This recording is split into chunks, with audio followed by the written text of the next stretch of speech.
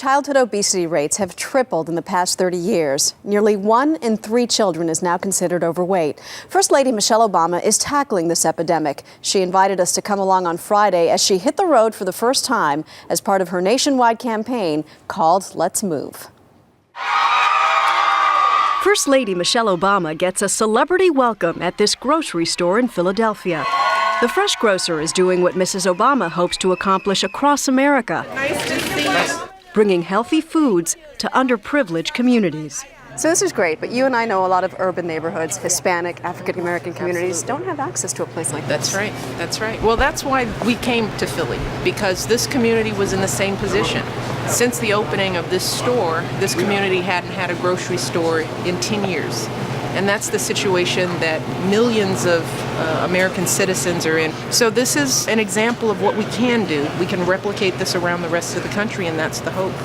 Is that realistic to think you can do it everywhere where it's needed? It's an ambitious goal, but this is a big part of solving the problem of childhood obesity. Besides tackling the lack of food choices in neighborhoods like this, Mrs. Obama's Let's Move campaign aims to change menus in schools all over the country. What is this school doing right? I think they're making nutrition, part of the conversation with their school children. Fair Hill Elementary has been teaching kids to make nutritious choices and serving healthy lunches for 2 years and have seen a 50% decline in the number of kids who are overweight.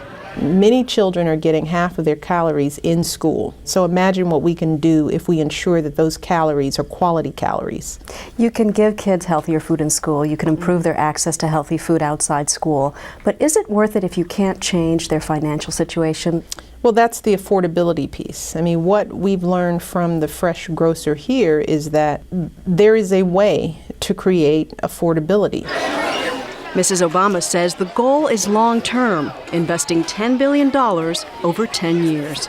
I want to see that kids born today are going to have a different health outcome, that we guarantee that this generation that's born today is healthier and living life at a healthy weight.